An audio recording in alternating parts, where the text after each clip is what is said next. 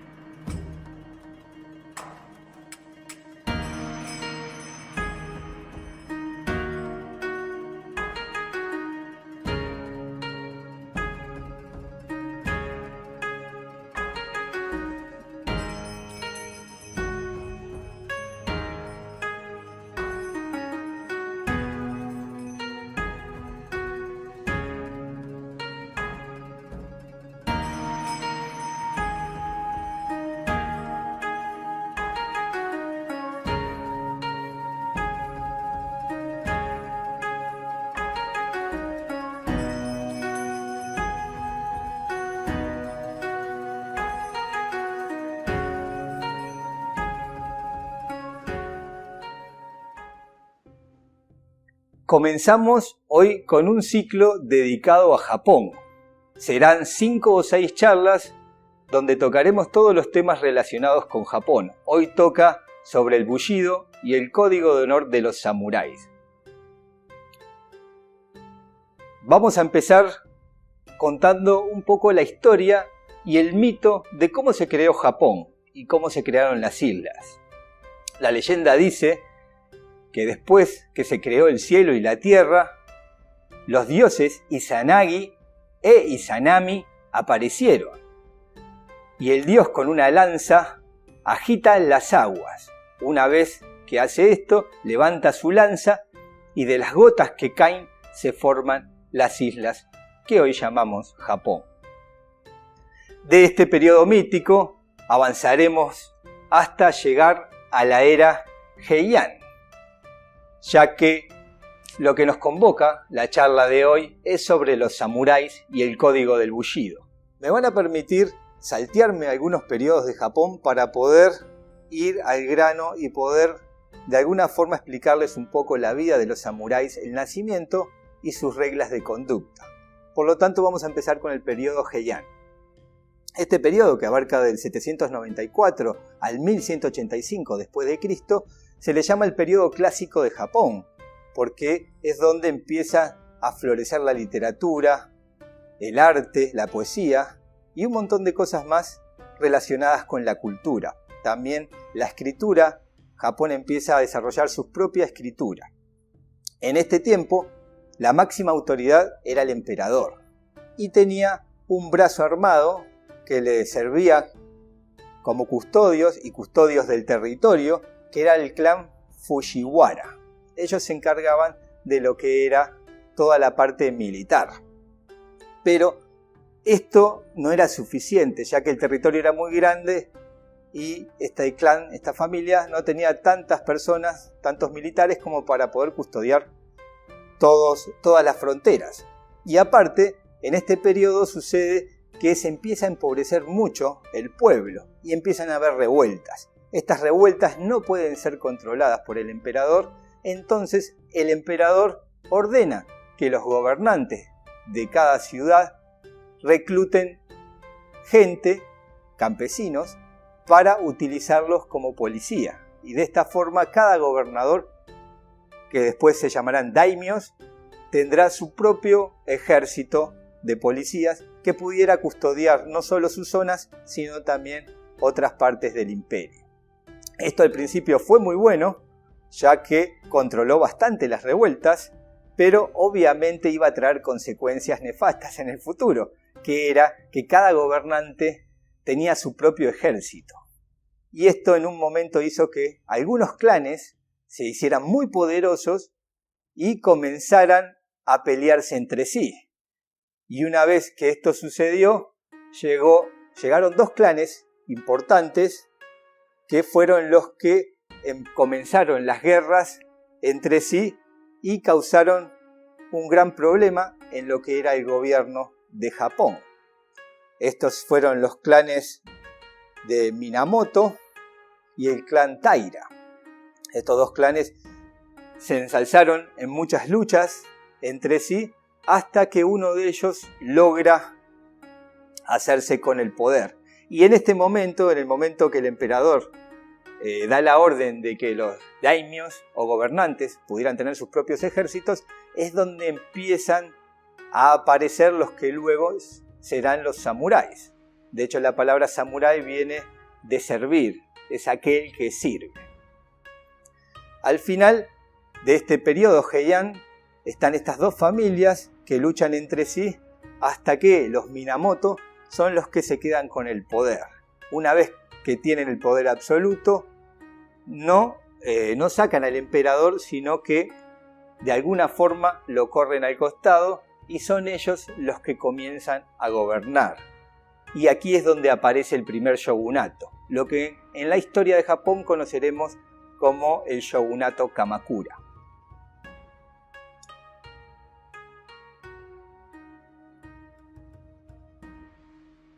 ¿Qué pasa en el shogunato Kamakura? En el periodo Kamakura, bueno, pasan muchas cosas. ¿Qué pasan con los guerreros? Que es lo que nos interesa más, la idea del samurái. Bueno, este periodo es un periodo en el cual la casta de guerreros militares, o los llamados samuráis, se perfeccionan al máximo. Es donde se fabrican las mejores espadas, aquellas espadas legendarias que hoy sabemos que existieron y que fueron muy famosas, se fabrican en este periodo. También es un periodo en que el budismo, y sobre todo el budismo zen, comienza una gran expansión y los militares lo toman como una forma de pensamiento y de meditación. Y esto va creando de alguna forma lo que luego en el futuro llamaremos el código del Bushido. También en el periodo Kamakura los samuráis se van a enfrentar a algo que todavía no conocían, que eran invasiones del exterior. En este periodo van a tener dos invasiones de los mogoles. Claro, los samuráis todo el tiempo estaban acostumbrados a pelear entre ellos con sus mismas armas, sus mismas armaduras, y en este periodo aparecen unos guerreros totalmente diferentes, con otra forma y otras tácticas de guerra. Al principio obviamente los samuráis quedan muy impactados y no pueden contener al ejército mogol. Sin embargo, el ejército mogol se retira sin saber que había ganado la batalla. Luego, cuando regresan, años después, los samuráis ya estaban mejor preparados. Pero también no podrían con un ejército tan grande como el mogol. Así que sucede lo que después vamos a conocer como viento divino o kamikaze, ya que viene un tifón muy grande y arrasa con toda la flota de los mogoles. Y esto hace obviamente que los mogoles se retiren de nuevo. Y a este tifón se le llama viento divino, que es lo que nosotros conocemos como kamikaze. El periodo Kamakura fue muy fructífero para los samuráis, fue un gran esplendor para lo que era la casta guerrera. Pero este periodo Kamakura termina con la aparición del periodo Ashikaga, que es otro de los shogunatos, es el segundo shogunato de Japón. El periodo Ashikaga es un periodo en el cual aparecen muchas cosas interesantes. De hecho, también este periodo lo podemos conocer como el periodo Muromachi Sengoku también, que es un periodo en el cual hay mucha inestabilidad en el Japón. Y es un periodo donde los samuráis y los guerreros van a cobrar una mayor importancia todavía, porque al haber mayores guerras y a muchas guerras, los guerreros son solicitados. En el tiempo del shogunato Kamakura se habían refinado los samuráis. Ahora, en el periodo Muromachi, es donde se necesitan con urgencia, ya que van a haber muchas guerras civiles. Hay que entender la mentalidad de Japón y de los japoneses en el sentido de que en estos periodos se la pasan peleando. Hay muchas guerras, hay muchas batallas. Es una gran cultura de guerreros. El shogun Ashikaga pierde su poder en una parte del periodo Muromachi porque no puede contener a los daimios, ya que se habían hecho muy poderosos y había muchos. Se dice que llegaron a haber más de 300 daimios o gobernantes y que cada uno tenía su propio ejército. Esto llevó a una gran convulsión en este periodo y el shogun no pudo contener todo lo que estaba pasando y empezaron a haber guerras internas de todo tipo. Y es aquí donde aparecen las grandes figuras y los grandes samuráis que todavía los recordamos y recordamos sus historias y sus leyendas. Uno de los grandes samuráis de este periodo es Oda Nobunaga, que es un samurái, un daimyo, que no era muy conocido hasta que empieza a ganar algunas batallas importantes. Luego Oda Nobunaga, con su fuerza y estrategia, logra casi pacificar a todo Japón. Le faltaba muy poquito cuando es traicionado por uno de sus generales y muere. En este periodo, uno de sus sucesores fue Toyotomi, que toma el poder, se venga del que lo había asesinado y él queda al mando, que se dice que fue el segundo unificador de Japón. Y luego, más tarde, aparece el tan conocido Tokugawa Ieyasu, que logra pacificar todo Japón y terminar con este periodo que se le llama Sengoku, de muchas guerras y muchas batallas. Luego que Tokugawa gana la última batalla, Tokugawa Ieyasu logra pacificar a todo Japón. Esto costó mucho, fueron muchas guerras, muchas muertes, pero al final se logra el objetivo.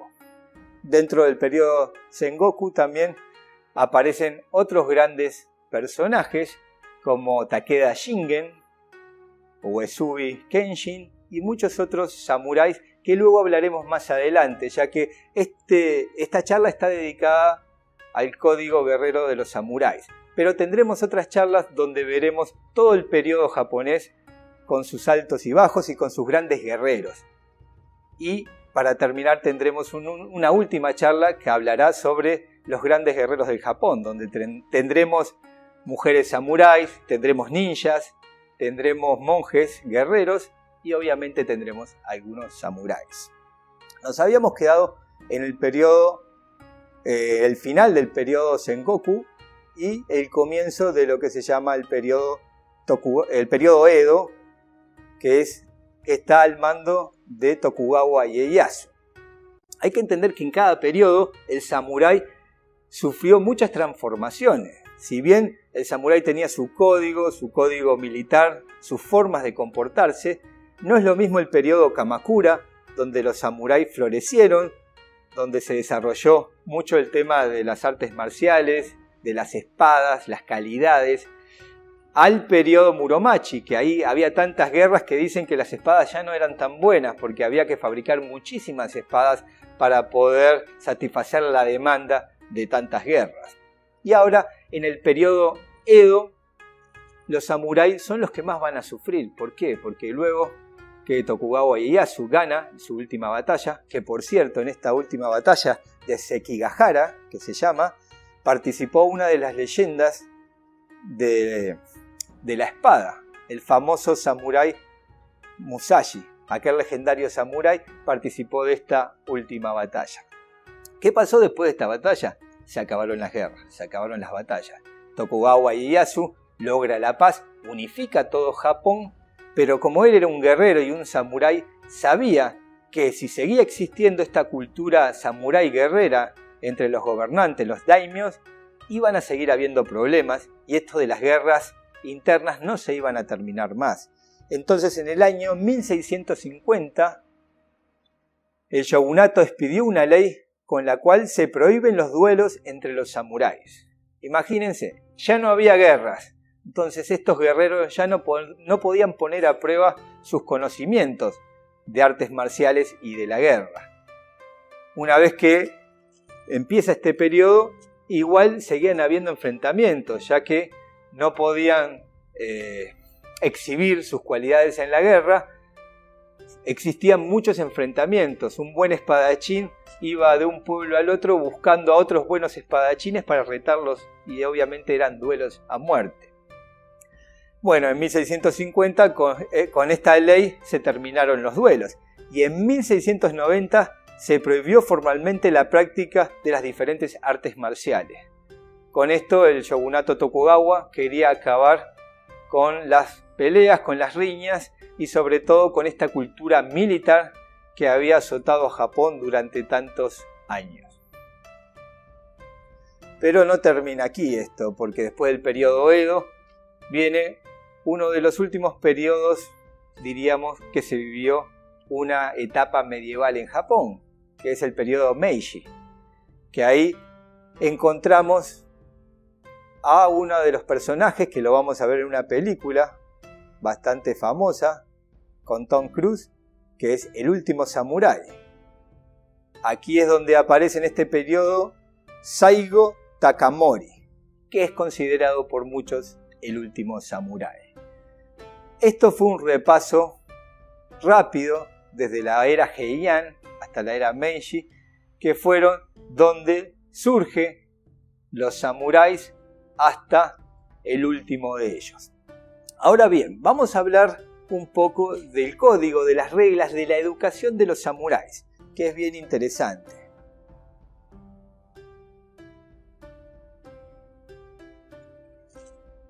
El samurái, primero, ¿cuáles fueron las influencias de los samuráis para desarrollar lo que después se va a conocer como el código del Bushido? Bueno, fueron varias las influencias. Confucio fue una de ellas y sus textos, en los cuales se habla del hombre Yu, aquel virtuoso caballero que tiene que desarrollar ciertas virtudes para poder ser digno de este nombre. Luego también son influenciados por la cultura budista, por la religión budista y la filosofía, sobre todo budista, y también por la religión Shinto, que era la religión autóctona de Japón. Todas estas filosofías y formas del pensamiento fueron cavando profundamente en estos guerreros. Ya de chiquito, a un niño que nacía en una familia de samuráis le entregaron una espada de juguete a los 5 años para que se fuera familiarizando con esta arma.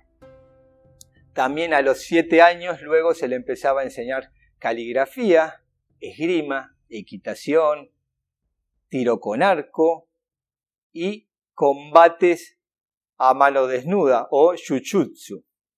Todas estas artes marciales hacían que un niño samurái ya a la edad de 12 años estuviera muy bien preparado para la guerra. Pero recién pasaba a ser un adulto a los 15 años, donde sí se le entregaban espadas de verdad, se le cortaba el pelo y ya oficialmente podría entrar en combate o ir a la guerra.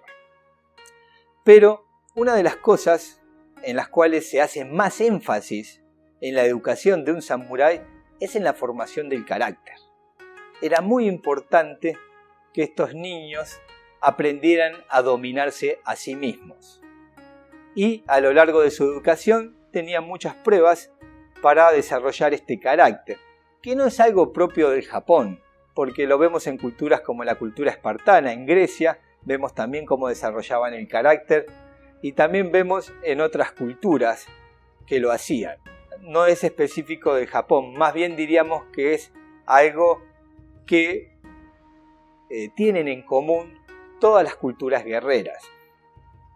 Había algunas cosas que les hacían hacer a los niños para ir probando el carácter, ya que se entendía que un samurái, cuando tenía la edad de portar una espada, que era después de los 15 años, llevaba en sí un arma muy poderosa que podía quitarle la vida a una persona. Entonces tenían que cerciorarse que estas personas, que estos samuráis, tuvieran mucho control de sí mismos. Entonces tenían muchos ejercicios en relación al desarrollo del carácter. Y luego les hacían pruebas. Por ejemplo, en un tiempo a los condenados, a los delincuentes, se les cortaba la cabeza.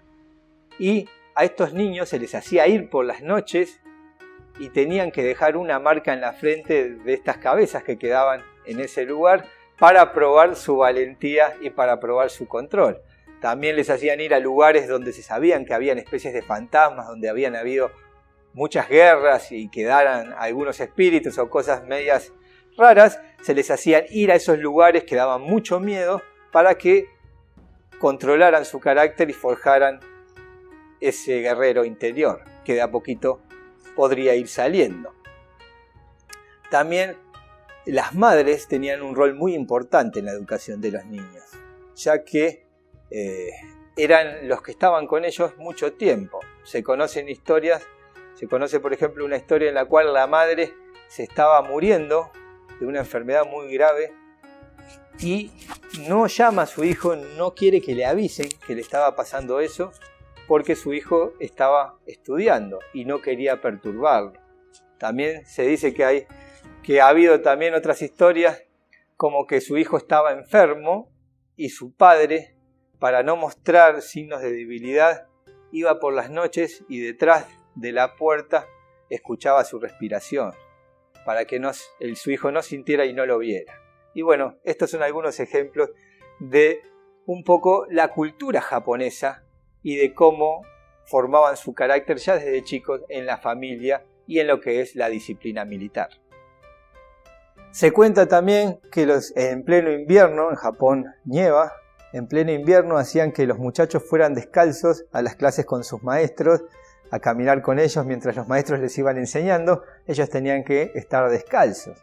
También muchas veces los hacían levantar temprano a los niños para que estudiaran, y no se les daba el desayuno para que tuvieran mucha hambre, porque se decía que un samurái, por más que tuviera mucha hambre, mucho frío, nunca debería verse desde afuera esas necesidades. O sea, un montón de reglas o de ejercicios para desarrollar el carácter.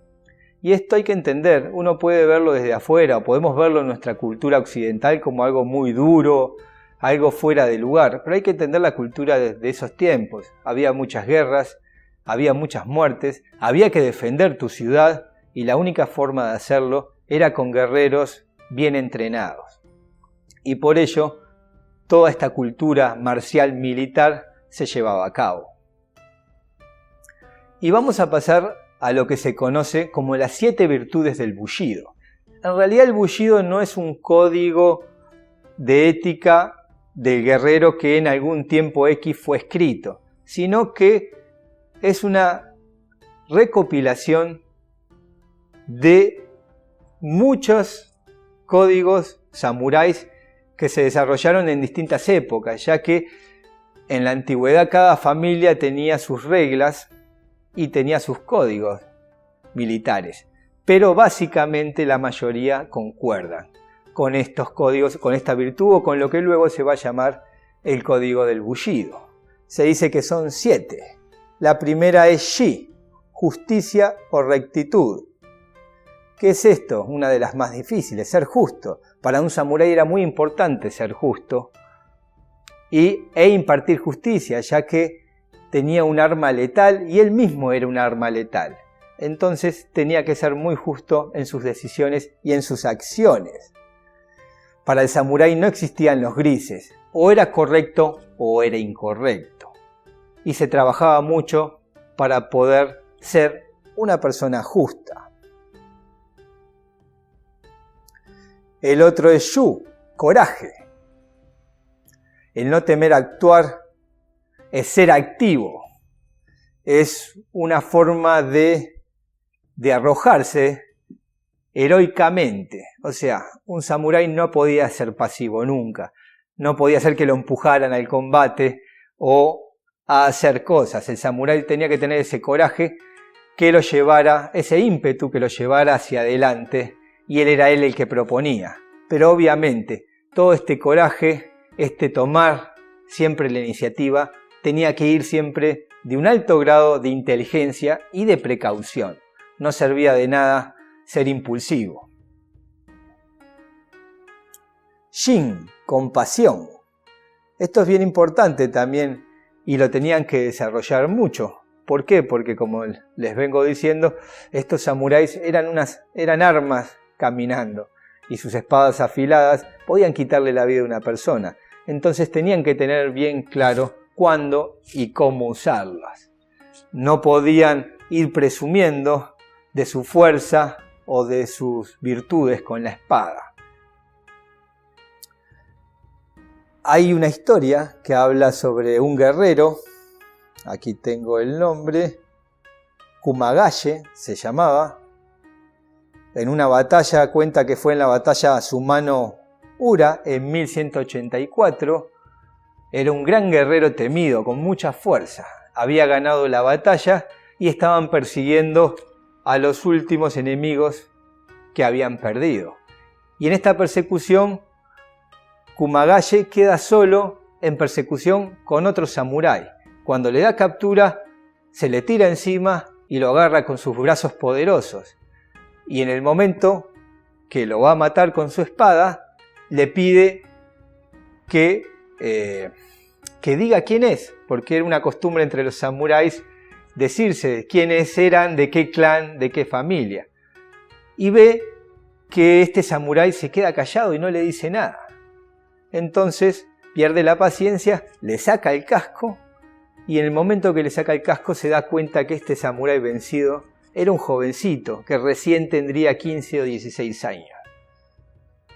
Se queda meditando unos segundos y luego le pide que se retire, que la espada de él no iba a matar a uno tan joven. Pero vieron cómo son las vueltas del destino.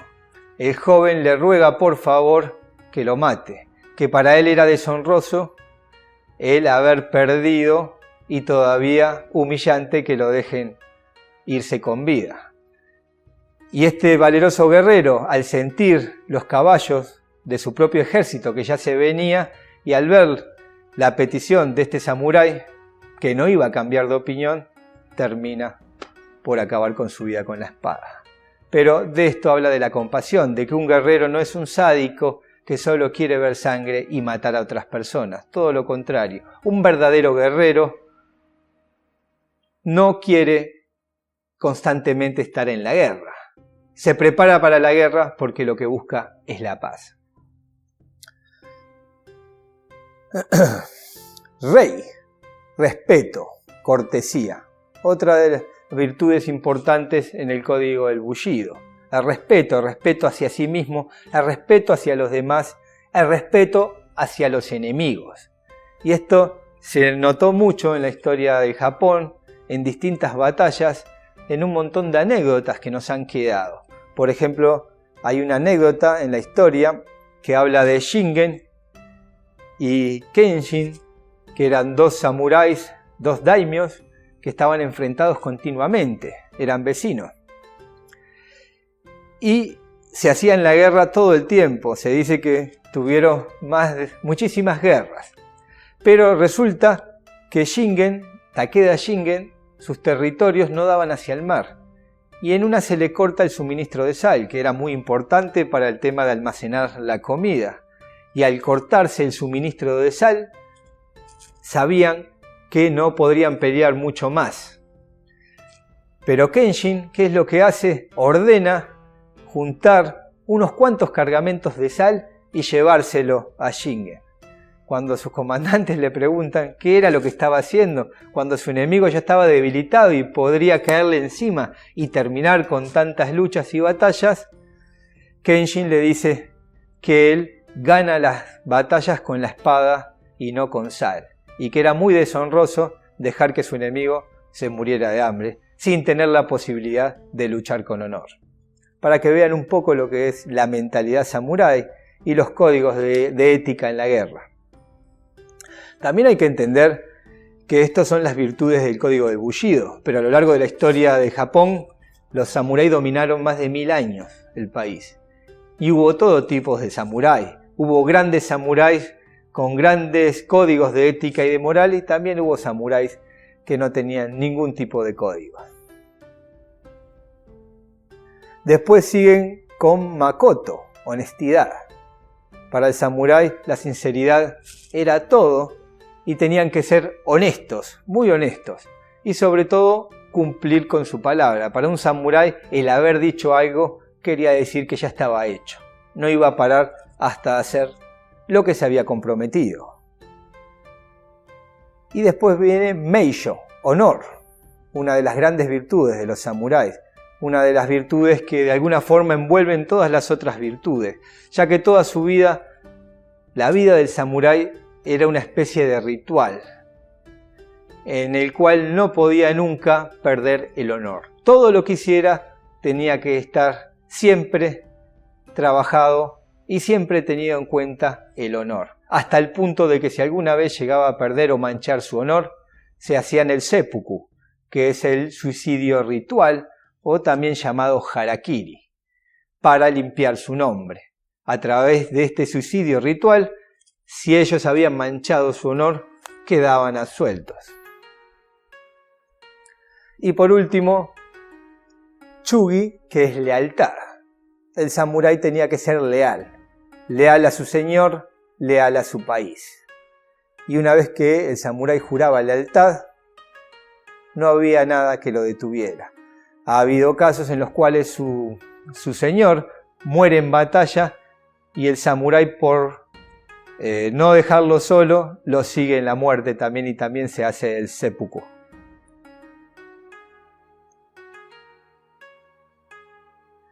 Bien, ahora veremos algunas demostraciones de Iaido para que vean lo que es el arte de la espada, ya que Iaido es un arte marcial moderno que deriva de las técnicas de espada de los samuráis.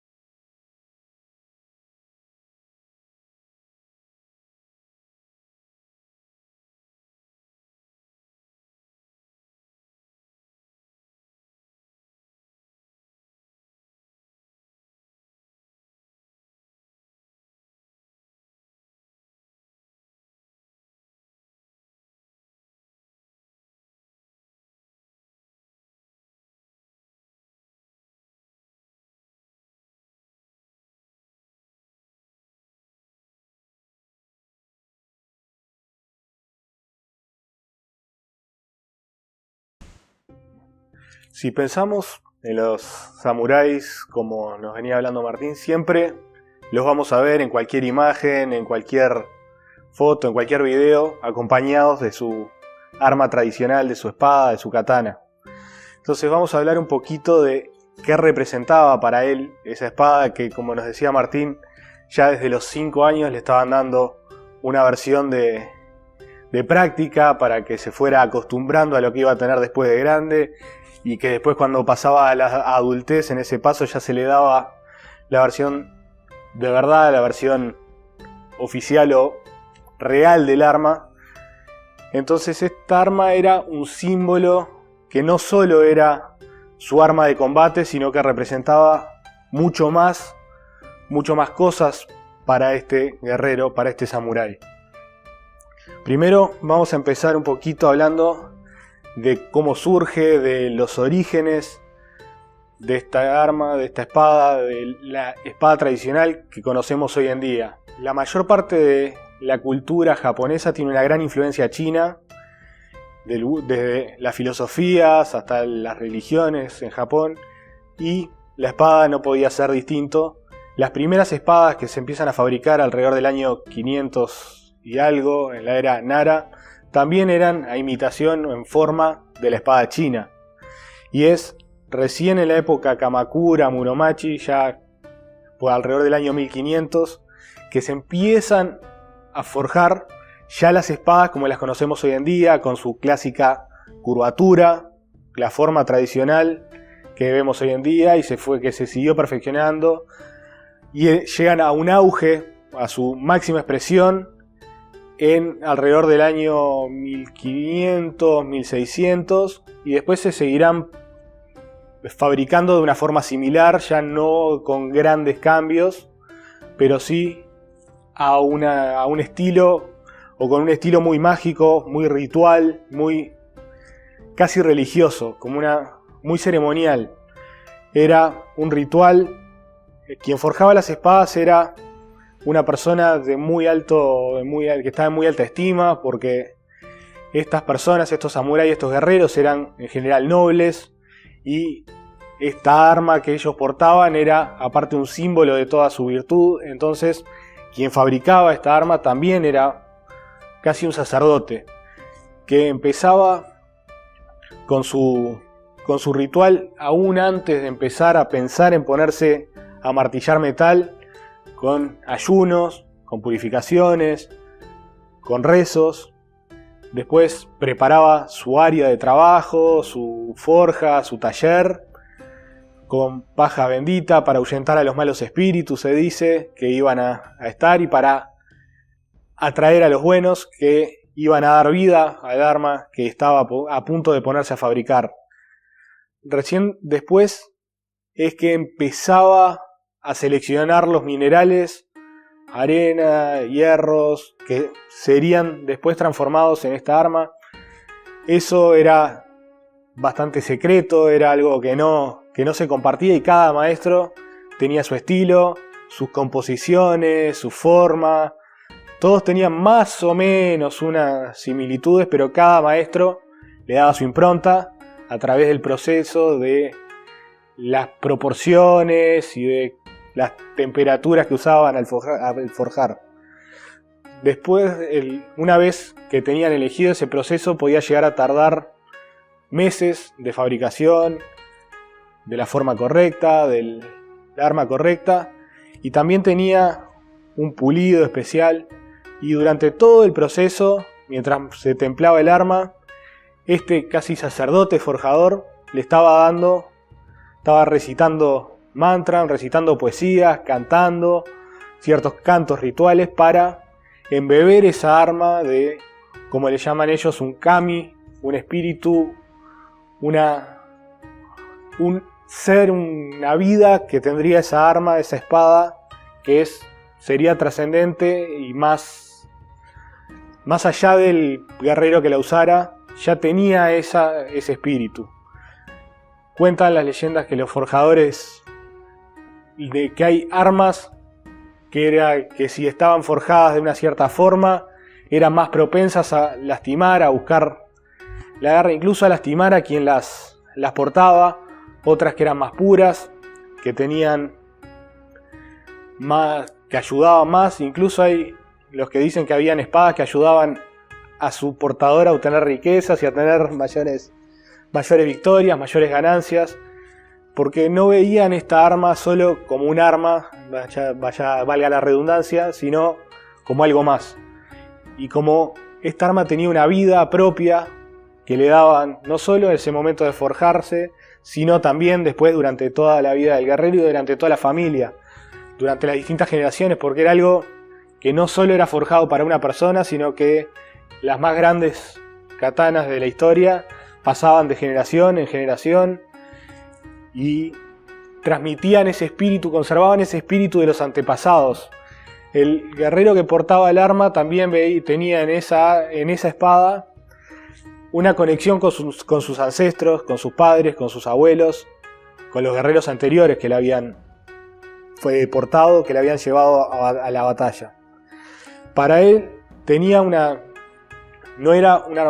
relevancia importante, tenía un lugar en la casa preponderante. No era que llegaban a su casa, se sacaban la espada, la dejaban tirada atrás de la puerta y se ponían a comer o a hacer otras cosas, sino que tenía su lugar sagrado, su lugar de culto, tenía todo formado alrededor, en su dojo o en su lugar de entrenamiento, en su casa, y nunca se separaba de ella, de su arma. Cuando la observaba también se dice que no la miraban como con deseo ni como con emociones, sino con admiración, con respeto, con cortesía. Las virtudes que hablamos en el código del bullido, de las que nos habla Martín, también estaban representadas en esta espada. En esta espada la podemos dividir, cada parte vamos a ver que tiene su nombre, casi que cada centímetro de la hoja le ponen un nombre distinto, porque claro, algo que representaba, algo que era tan importante para ellos no podía ser. No solo la hoja tenía su nombre, cada espada tenía un nombre que lo identificaba también con el kami, con el ser que había sido impregnado en el momento de hacerse, de forjarse, sino que cada parte, cada fragmento tiene su nombre, así como le ponemos nombre a todo lo que nos importa casi que al detalle y a cada microparte de un componente electrónico, por ejemplo, hoy le ponemos su nombre, su forma, también la espada tenía cada parte su nombre y cada una de esas partes también se podía ver como un reflejo del propio guerrero, del propio samurái. Por ejemplo, la vaina, la hoja, la empuñadura, la vaina que le llamaban saya, era un reflejo como de esa cáscara exterior que protege. También la podían ver como una representación de su propio cuerpo físico que protege o que envuelve ese ser trascendente, ese verdadero yo, ese ser que pasaba de generaciones en generación. También la parte de la empuñadura, la azúcar, la parte que guía la espada es de cierta forma una representación de la mente del guerrero, que guía las acciones del guerrero, que guía hacia dónde va, como desde una empuñadura guiamos hacia dónde va a ir el corte, hacia dónde va a ir o va a dirigirse el corte. También la mente del guerrero le va a guiar hacia dónde va, y también hacían un paralelismo ahí. O la parte del espíritu, la hoja mismo, la parte del filo de la hoja más específicamente, también tenía una relación con ese ser trascendente, con el yo espiritual de la persona, del guerrero, que iba más allá de la forma, más allá de lo que se ve, porque en general estaba oculto dentro de la vaina, no se ve, así como nuestro ser espiritual no se ve tanto con los ojos físicos. Sí, el trabajo es pulir eso, que brille como la hoja, que sea ese espíritu, esa alma que tiene la hoja. También podemos ver otro símbolo en la espada como la lucha interior del guerrero, y que cuando esa espada sale, esa espada corta, esa espada que corta lo exterior también corta hacia adentro las cosas que no nos gustan, los defectos, las cosas que tenemos a mejorar y que nos acompañan toda nuestra vida. Cuando practicaban y cuando sacaban esa hoja, también proyectaban o podían proyectar fuera de sí esos defectos que querían eliminar, que querían matar de cierta forma o cortar. Eso es un simbolismo un poco más interno y que va más allá de la lucha, de la guerra, y que incluso hoy en día en la práctica del iaido también se ve, porque hoy en día no practicamos iaido para cortar, porque no andamos con una espada por la calle, pero sí nos trabaja esa parte, sí la trabaja, porque sí proyectamos cuando cortamos un oponente, imaginamos un oponente, y cuando sacamos esa espada y cortamos a ese oponente, cortamos también nuestros defectos, nuestros vicios,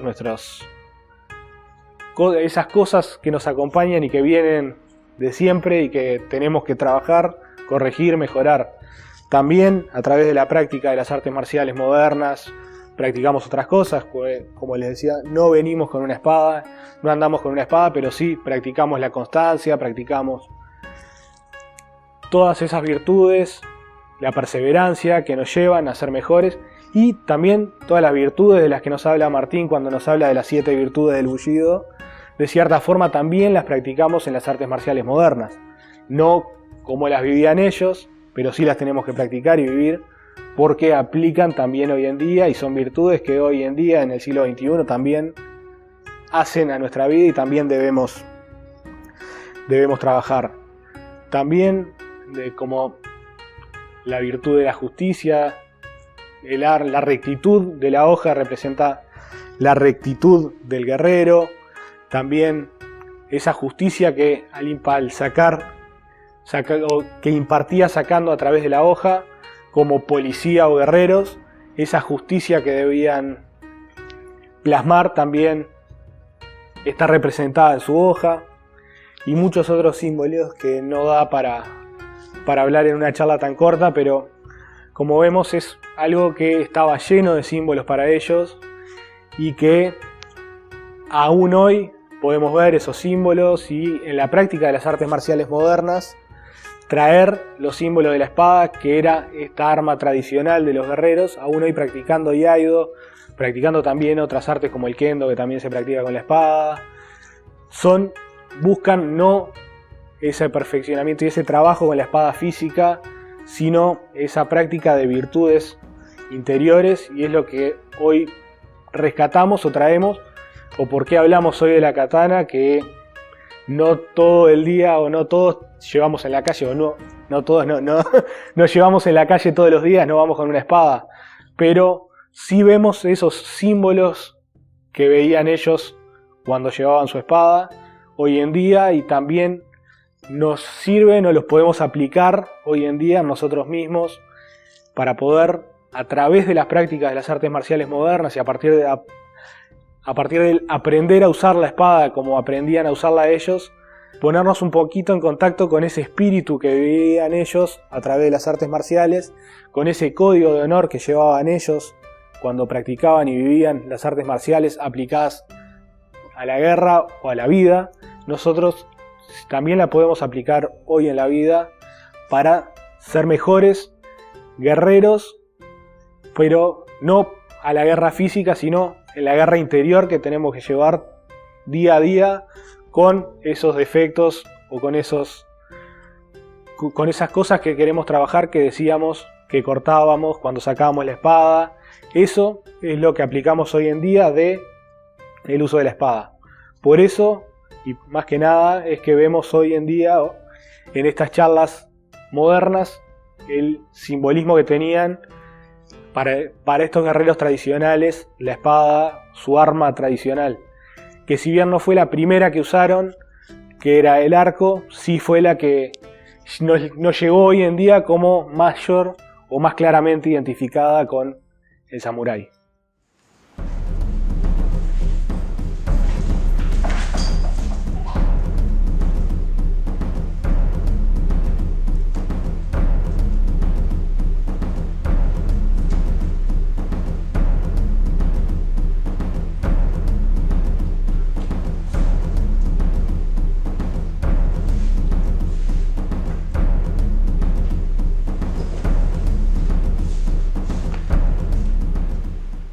El Bushido, el código de ética del samurái, es un código, una forma de vida que engrandecía a estos seres humanos, pero no es propia solo de los samuráis.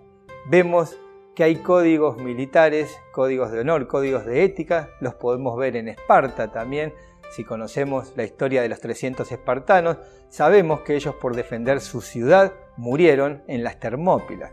También conocemos la historia de los templarios, que tenían voto de castidad, de pobreza, y también eran guerreros. Y tenemos a lo largo de la historia muchísimos ejemplos más de códigos marciales. Tenemos en la India con los Kshatriyas, tenemos en México en el Calmecac, y muchísimos otros grupos militares que han desarrollado casi idénticos códigos como lo han hecho los samuráis. Entonces, ¿qué quiere decir esto? Que el Bushido, más que un código de ética y moral desarrollado por una persona, es algo que el guerrero tiene que llegar a conquistar. Como ven, no es otra cosa que virtudes que todo ser humano puede alcanzar. Si vamos a los escritos de Platón, él nos habla que existen en la mente divina arquetipos perfectos o ideas perfectas. La idea perfecta de la justicia, la idea perfecta de la generosidad, de la ética. Y todos nosotros podemos llegar a alcanzar estas ideas a medida que nos vamos perfeccionando. No es necesario ser un militar, un practicante de artes marciales o manejar una espada para poder llegar a desarrollar todas estas virtudes, ya que son virtudes propias del ser humano y que todos nosotros tendríamos que esforzarnos por alcanzar. Imagínense si los médicos, arquitectos, ingenieros o cualquier profesión se esforzaran por alcanzar estas virtudes. Obviamente viviríamos en un mundo mucho mejor, más ético y más moral.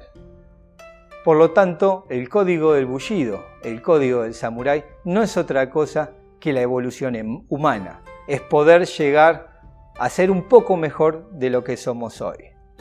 Y esto no solo lo dan las artes marciales, sino que se puede llegar a través de la filosofía, a través de la filosofía práctica. Y como instructor de filosofía práctica, los invito, si gustan, a este mundo fascinante del autoconocimiento y del poder llegar a evolucionar y desarrollar todos estos códigos de ética y moral, no teniendo por qué ser un samurái o un guerrero, ya que todos, como seres humanos, es nuestro deber alcanzar estos arquetipos, diría Platón, este código del Bushido.